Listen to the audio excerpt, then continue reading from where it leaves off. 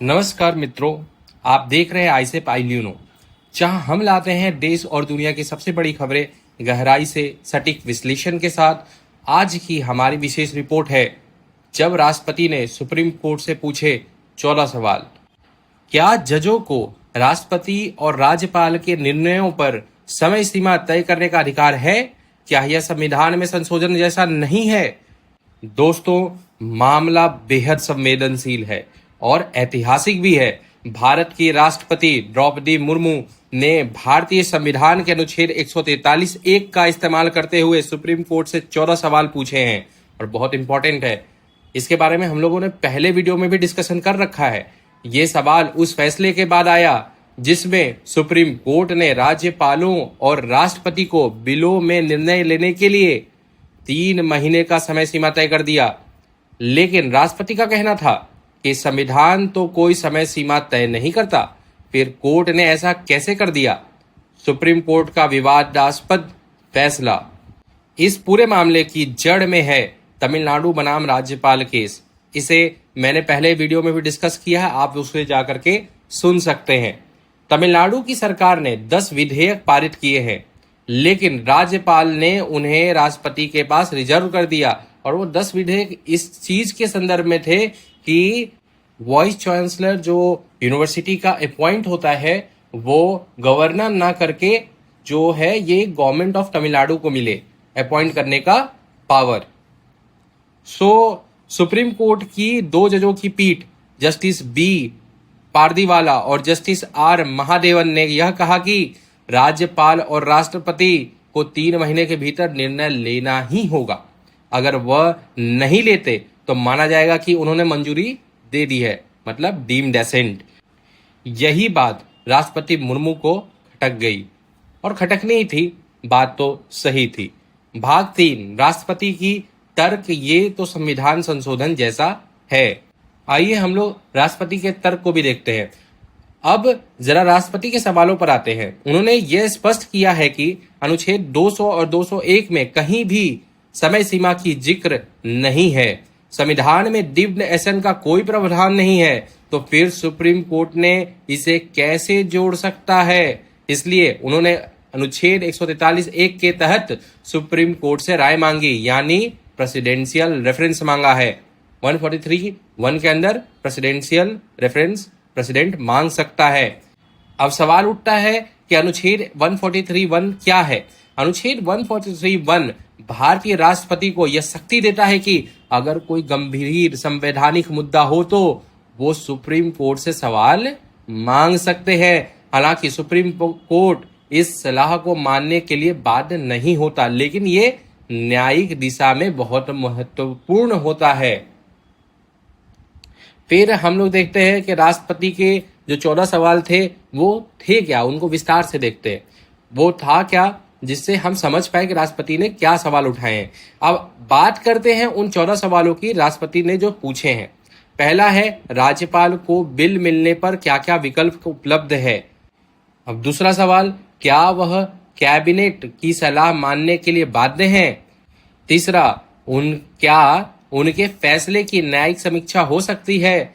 चौथा, क्या अनुच्छेद 361 उन्हें न्यायिक जांच से पूर्ण छूट नहीं देता है। पांचवा, अगर संविधान में समय सीमा नहीं है तो क्या कोर्ट तय कर सकता है।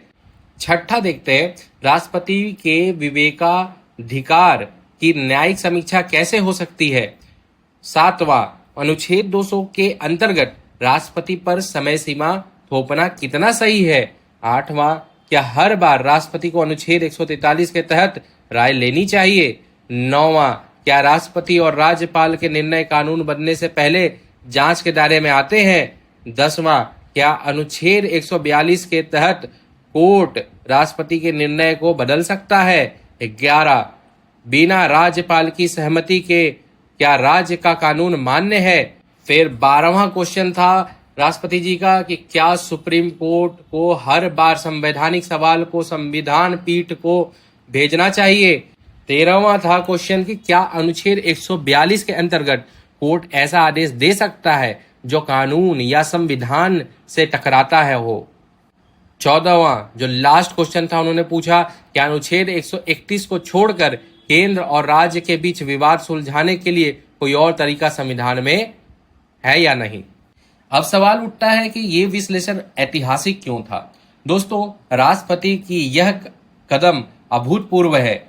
इससे तीन बातें स्पष्ट होती हैं। एक, कार्यपालिका और न्यायपालिका के बीच संवैधानिक सीमाओं को लेकर टकराव बढ़ रहा है।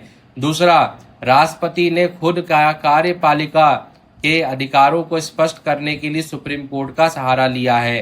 तीसरा, अब मामला सीधे संविधान की मूल संरचना बेसिक स्ट्रक्चर से जुड़ गया है, जहां पर सुप्रीम कोर्ट इस बार बेसिक स्ट्रक्चर डॉक्ट्रिन फॉलो नहीं कर रही है।